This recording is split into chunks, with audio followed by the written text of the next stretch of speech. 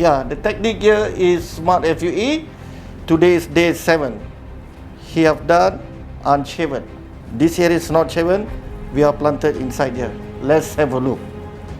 From the hair here, we can see the graph all here, and this is the hairline. This is all the graph.